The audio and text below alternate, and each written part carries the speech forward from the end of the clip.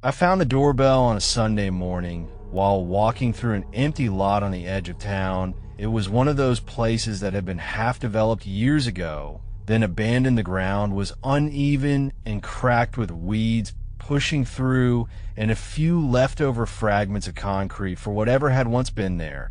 But in the center of the field, standing perfectly upright, was a door frame. And on that frame, a single metal doorbell. There was no door attached, no walls, no house behind it, just that frame. Painted white, though the paint was peeling in thin curls revealing dark wood beneath the bell itself, was clean, too clean polished, like someone had wiped it recently. I thought maybe it was part of some art installation, maybe a leftover piece from a construction project, but it didn't look new. It looked old, older than anything else around it. The button was small and round, slightly yellowed from age, and when the light caught it, I swear I could see the faintest trace of a fingerprint pressed into the metal. I stood there for a while looking at it, something about it making the air feel wrong around me. The wind moved differently near it. It was the middle of the day, but it felt colder standing in front of that empty frame. The silence of the field pressed against my ears so thick that when I finally touched the button, the click felt louder than it should have been. There was no sound that followed, no bell, no chime, nothing, just that heavy silence and the faint smell of dust. I waited a few seconds, then laughed at myself for expecting something to happen.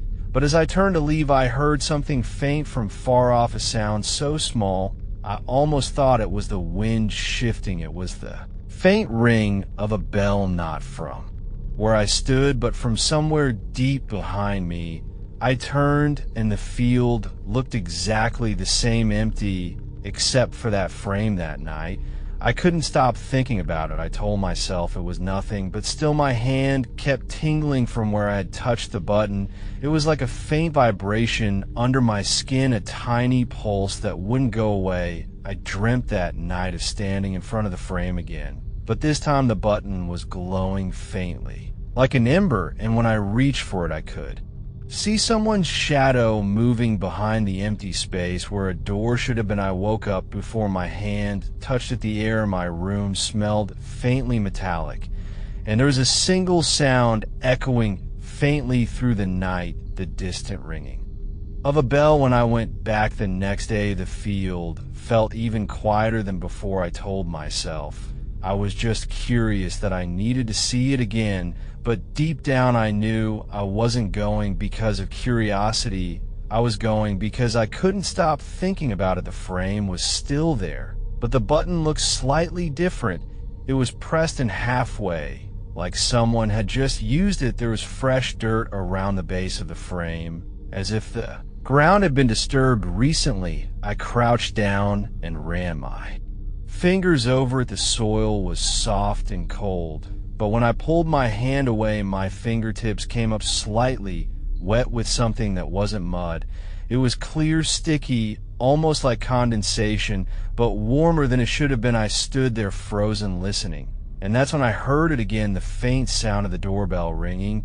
But this time, it wasn't distant. It was right next to me, sharp and metallic, echoing across the empty field. I stepped back, fast heart pounding. The bell had rung, even though I hadn't touched it. The button was pressed in fully now, and it stayed that way for several seconds before slowly releasing itself with a soft mechanical click. The silence that followed was heavier than before. I started walking away, but after maybe 10 steps I froze again, because the sound came a second time, not from behind me, but from somewhere ahead. The exact same bell tone, as if another one was ringing in the distance. I turned in a slow circle, but there was nothing around me, no other buildings, no power lines, nothing, just that single frame standing alone. When I looked down, I noticed something new. The ground beneath me had faint marks leading away from the frame, small half circles in the dirt like footprints made by bear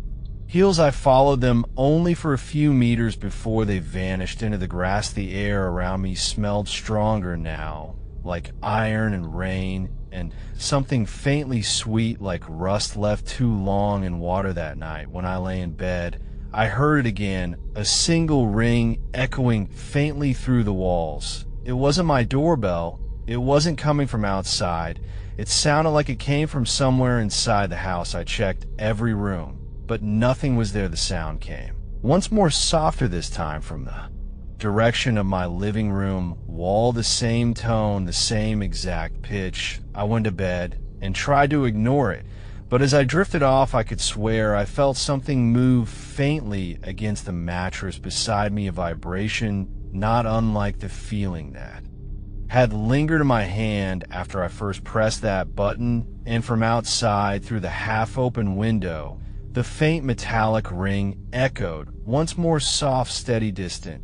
Yet somehow, impossibly near. The next morning there was dirt on my front step, damp and dark, and smeared like the edge of a footprint that stopped right before the door. When I woke up the next morning, the dirt was still there on my front step. It hadn't rained overnight, and I live in a neighborhood where the streets stay clean even after storms, but that dark smear was heavy with moisture clinging to the cracks of the concrete. I bent down to look closer and saw the faint curve of a bare heel, and what might have been the edge of toes, though they looked oddly long, uneven, like whoever left them hadn't walked on solid ground in a long time. I wiped it away with a rag and tried to forget it. I told myself it could have been some animal, a trick of light, or the kids from down the street.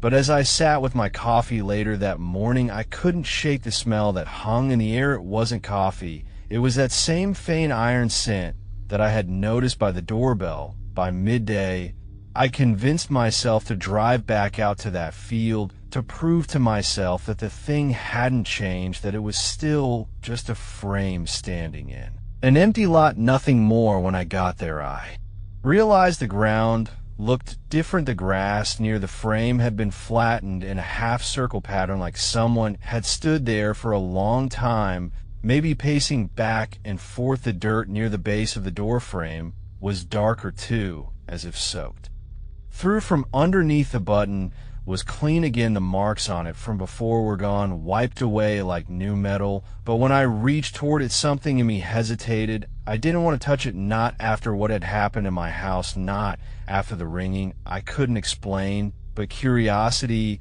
is a quiet kind of sickness. It eats at you slowly. So I pressed it again. The sound that followed wasn't faint this time. It was loud and close, and it didn't come from behind the frame. It came from right beside me. The air vibrated. It felt like standing next to a bell tower and feeling the sound more than hearing it. My ears hurt. My teeth hurt. I stumbled back, covering my face, and in that second I saw something shift behind the frame. The light there bent slightly like heat rising from asphalt, a faint distortion shaped like a doorway. But what I saw inside it wasn't the field behind it. It was something darker, something deep and wet and wrong. Then it was gone. The air went still again, and I realized I had fallen to my knees. My palms were pressed into the dirt, and when I lifted them, they came up slick with the same clear, sticky film as before. It smelled faintly of old blood and copper. That was the moment I should have left. I should have walked away and never looked back. But something about that doorbell felt alive now as I stood and backed away. I could feel it watching me. That sounds insane.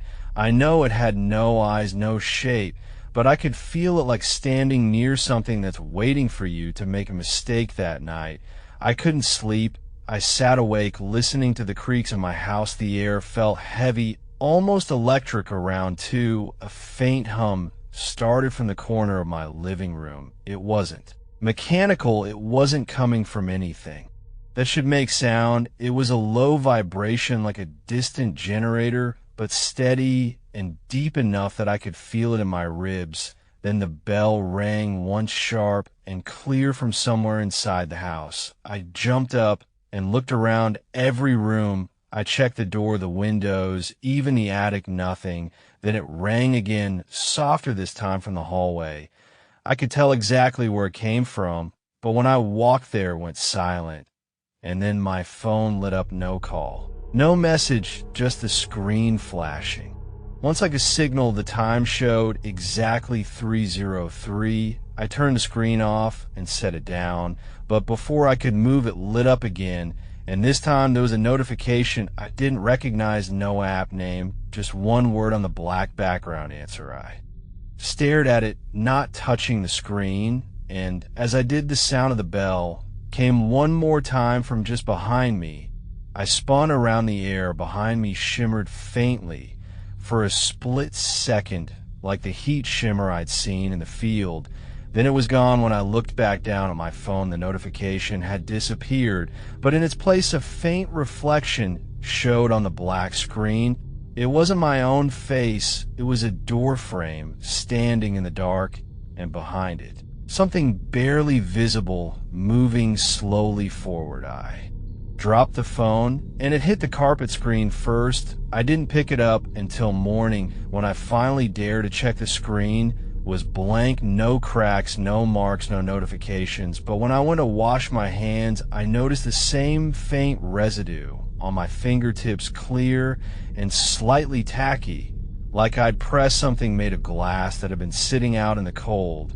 I didn't go to work that day. I sat on the couch, trying to understand why I was afraid of something as small as a doorbell in the early afternoon. Someone knocked on my door, just once, soft enough that it almost wasn't a knock. I opened it immediately, and there was no one there, only a faint ringing echoing from somewhere across the street. That night, when I looked outside, I saw something that made me go cold. In the middle of the empty lot across from my house, there was now a single white door frame, standing upright, the same one I had seen in that field. I try not to look at the door frame across the street for the rest of the day, but it was impossible. Every time I glanced through the window, it was there, pale and out of place, like a bone jutting from the ground. It didn't belong to any house or construction site. It stood by itself, perfectly upright, casting no clear shadow. Even when the sun was low, I watched people walk past it without slowing down, as if they didn't notice it at all. At first I thought maybe I was losing it, maybe stress, lack of sleep, too much caffeine. But that night, when the sun dropped behind the hills, the ringing started again, the same clear metallic tone, just once short, sharp, and final. It didn't come from outside, though. It came from inside the house. I followed the sound into the hallway. My hands were trembling. I could feel that same strange heaviness in the air, the same electric pull. The bell rang again, this time behind me from the living room. I turned so fast that I stumbled against the wall. The TV screen was on, black and glowing faintly with a static hum that buzzed low through the air. I don't remember turning it on. There was no channel, no image, just the reflection of the hallway behind me, faintly visible on the surface. And then the sound came. Again, not from the house, not even from the TV, but from behind that reflection. For a few seconds, I could see the faintest outline of a door in the reflection, a rectangular frame, a darker patch of shadow in the middle, and then a shape moved through it, not walking, more like sliding forward, a human outline, but too thin, too long, bending at strange angles as it crossed through the frame. I blinked, and the screen went dark completely. That was the first time I realized the ringing wasn't random, it moved. It followed. The next few days were worse. Every morning when I woke up, I found the faint imprint of dirt near one corner of the living room. Sometimes a single smudge shaped like a heel, sometimes a narrow line across the carpet. When I touched it, it left that faint metallic scent on my skin, and no matter how many times I scrubbed the floor, it came back. One evening around midnight, I was sitting in the kitchen when the doorbell rang again, sharp, clean, exactly. Once the sound didn't echo like before. It was right there behind the walls, like it had been wired inside the house. I went to the front door and opened it, but the porch was empty, only the hum of crickets and the soft orange of the street light across the road. But when I looked at the doorframe across the street, I froze. Someone was standing behind it, a small silhouette barely visible, but perfectly still. I thought maybe it was a trick of distance or the light,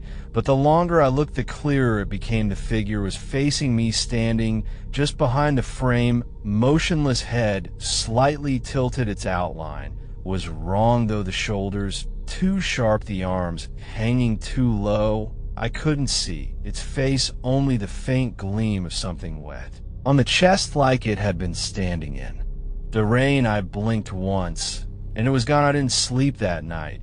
Every sound, a refrigerator hum, the house settling, made me flinch. Around 3, the ringing came again, once from somewhere deeper inside the house. I didn't move. I sat on the edge of my bed, gripping the sheets, listening to my own heartbeat pounding against my chest. Then my phone lit up on the nightstand. No call, no text, just a faint white glow on the lock screen. The same word appeared again. Answer. I didn't touch it, but the phone's speaker crackled softly, a low buzz like someone breathing too close to the microphone. Then faintly beneath it, a sound like metal scraping across concrete, slow, deliberate, and getting closer. I turned the phone face down, but the sound didn't stop. It grew louder until I could feel it vibrate through the mattress, then silence. A second later, my bedroom door creaked open by itself. Just an inch or two. I stayed frozen until dawn, when light finally started bleeding through the blinds. I got up and checked every door and window. Everything was locked, nothing disturbed. But when I stepped into the hallway, I saw something that made my stomach twist. On the wall across from my room, smeared in that same dark residue, was the faint outline of a handprint, long fingers pressed into the paint, as if something had leaned there watching me while I slept. By the end of the week, the sound of the bell had become almost constant, faint at first, barely audible, like it was ringing far away through thick walls. But slowly it got clearer, closer.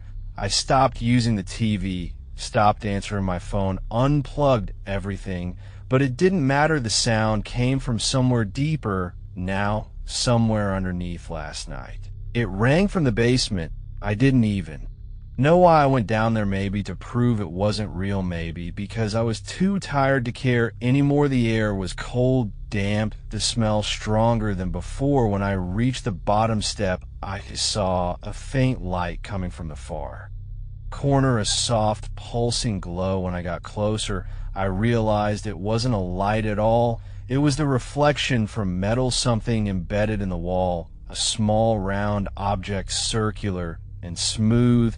And before I could stop myself, I knew exactly what it was. A doorbell button, just like the one in the field, just like the one that had followed me home. And as I stood there staring at it, the light pulsing faintly through its center, I realized with a deep, slow dread that there was no wiring connected to it all. It was just there in the wall, as if it had always been part of the house. Then it rang once, and the sound didn't echo this time. It came from inside my head. I left the basement that night without remembering how my feet carried me upstairs. My hands were shaking, and I couldn't feel the air, right? Everything was too still, too heavy. The faint echo of the bell kept repeating in my skull. Even after I covered my ears, I thought maybe if I didn't sleep, maybe if I stayed awake, it would fade. But the ringing didn't stop. It only sank deeper until I could feel it somewhere behind my ribs, pulsing with my heartbeat. The next morning, there were marks on the floor by the basement door. They looked like footsteps, but the wrong kind. They were backwards, pressed into the wood with the toes facing the wrong direction, like someone had been walking up from below instead of down. I tried to leave the house. I packed a bag and drove until I hit the edge of town.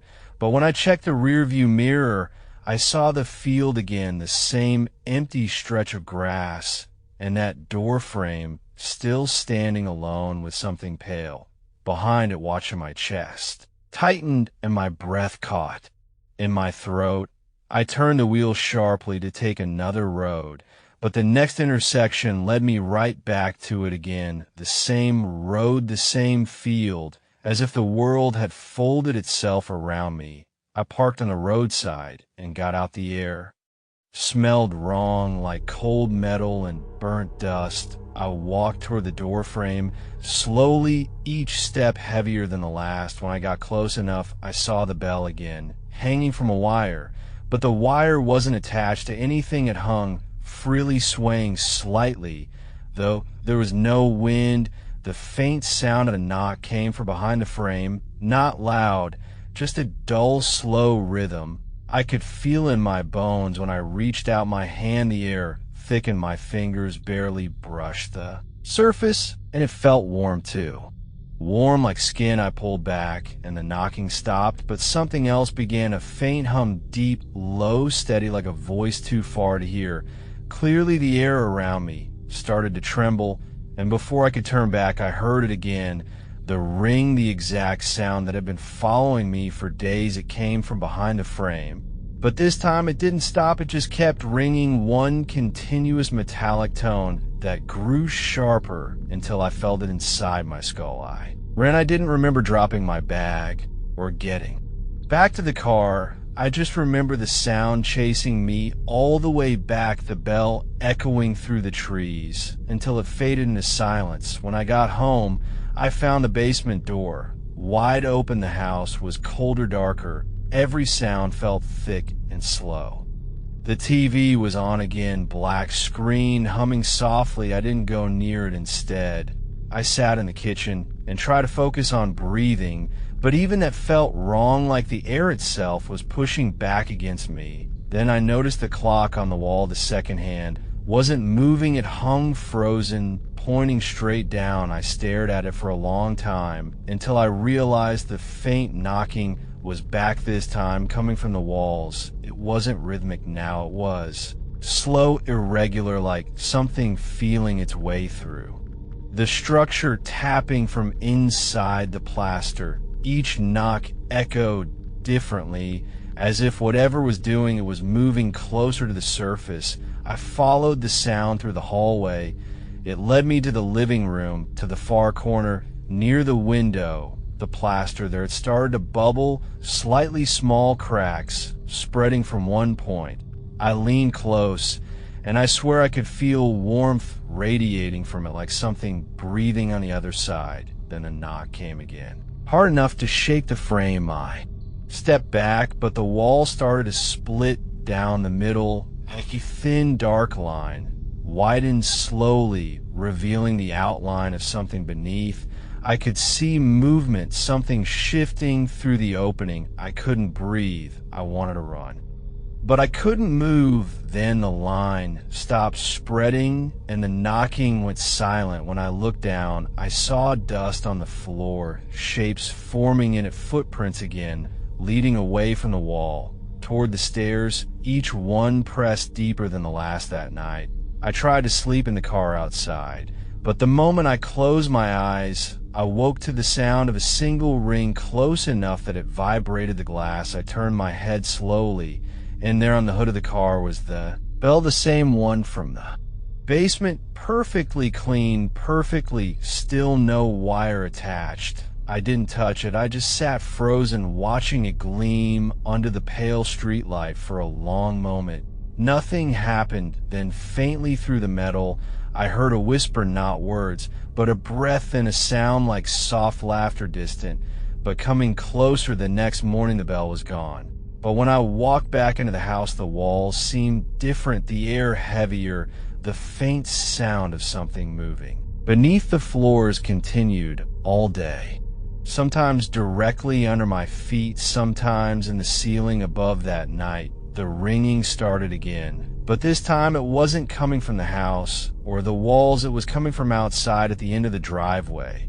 I looked through the window and saw it there again, the door frame standing perfectly still under the streetlight, a figure behind it, motionless, head tilted slightly, and something glinting faintly in its hand. I couldn't see what it was until it lifted it slowly and pressed its finger against it. The bell rang, once clear and final, and I realized the figure was no longer outside. It was standing in the hallway, just beyond the reflection of the glass. The night after the figure appeared inside the hallway, I stopped pretending that sleep would save me. The sound of that single bell strike still trembled somewhere behind my ribs. Every shadow looked like it was holding its breath. I locked myself inside my room. I pushed the dresser against the door, but the air kept shifting as if the house itself was breathing in time with me. I tried to think back to when all of it started to feel the doorframe, the bell, but memory had started to blur. I couldn't tell what parts had happened outside and what parts were only replaying in my mind. I just knew something had crossed over, and it wasn't leaving the house, had changed. It no longer sounded right. The hum of the refrigerator, the ticking of the clock, the distant noise of cars, all of it was gone. What replaced? It was a low, vibrating tone coming from the floorboards, constant and faint like something alive. Beneath the surface, the walls felt warm when I touched them, and once when I leaned against the plaster, I felt something pulse back. I sat in the corner all night, watching the shadows on the floor stretch and twist. They didn't move with the light, they moved on their own. The corners darkened, the air thickened until I could smell damp earth and metal. I closed my eyes, but that made it worse. I could hear it then clearly, the slow dragging sound of feet on, with the faint tapping of long nails brushing the walls, and between every few seconds the quiet clinking sound of a bell swaying gently somewhere in the dark. When I opened my eyes, there was a shape at the far side of the room, tall and possibly thin, barely visible. Its head nearly touched the ceiling, and its arms hung too long. Its skin was the color of ash with streaks of darker gray like veins burned into it. It didn't move, it just watched me. I didn't scream, I couldn't. My breath felt frozen inside my throat. The bell tone rang once low and distant, then again closer, and with each ring the figure's head tilted a little more until it was almost horizontal. The air filled with pressure. My ears started to ring, blood rushing so fast I thought I would pass out. The walls began to move, not shake, but breathe. Each inhale deep, slow. What the cracks spread up from the floor, curling into patterns that looked almost like writing. I couldn't read it, but it pulsed faintly with every sound of the bell. Then I realized the ringing wasn't coming from the air anymore. It was inside my chest. My heart was beating in that same metallic rhythm, sharp, clean, as if something small and hollow was echoing inside me. With every pulse, I don't remember falling. I just remember the ground hitting me. The floorboards were cold, damp, the light flickered and went out. The dark didn't feel empty anymore. It felt crowded. There were footsteps all around me, slow and dragging, circling closer. I could hear whispering, now too low to understand, too many voices all layered over one another, until they formed a single, endless hum somewhere. Behind me, the basement door creaked open. I tried to crawl, but my limbs felt heavy. Each movement came slower, as if something was pulling me backward into the floor. The hum grew louder until I could barely think. Then I felt a hand close around my ankle, cold, dry, too strong to fight. It didn't pull hard, it just held me like it was waiting. The bell rang again, this time so close it vibrated my teeth. I turned my head and saw the door frame. It wasn't outside anymore. It stood in the middle of the living room, glowing faintly pale gray, fog spilling out from beneath it. The shape was there again, but it was clearer now. I could see its face, or what was left of one, hollow, sunken eyes too far apart, a mouth that seemed to open too wide, as if cut into the skin. The figure raised its hand and pressed its finger against the bell one last time. The sound didn't echo, it went straight through me like a blade through glass. I felt it burst inside my head. My vision went white, then black, and in that silence I heard something else, not a word, but an understanding. I was never supposed to hear it ring. When I opened my eyes, I was lying in the field. The morning light was dim through the fog. The grass was cold, and I sat up, slowly shaking my clothes. were damp and streaked with dirt. My car was still parked on the road where I had left it, but when I looked behind me, the door frame was gone for a moment. I thought it was over, but when I started the car, I heard a faint noise from the dashboard. The radio crackled, though. It was turned off, then a soft single chime came from the speakers, one pure metallic tone, followed by silence. When I got home, the house was empty, but different. All the mirrors were gone. The basement doors sealed, shut the walls. Looked cleaner, but too clean, like fresh paint hiding something underneath. I stood there staring at them, and I realized the faint hum had returned, not as loud as before, but steady, constant, just beneath hearing that night. I couldn't bring myself to turn off the lights. Every time I closed my eyes, I saw the outline of that door frame burn into the darkness. I tried to distract myself, but at 3 the hum stopped completely. The silence pressed so thick I thought the world had stopped breathing. Then from the far corner of the room came a sound, clear, small, delicate. A single ring from a bell. When I turned my head, I saw it sitting there on the floor at the foot of my bed, perfectly clean, perfectly still, and before I could move, it rang again.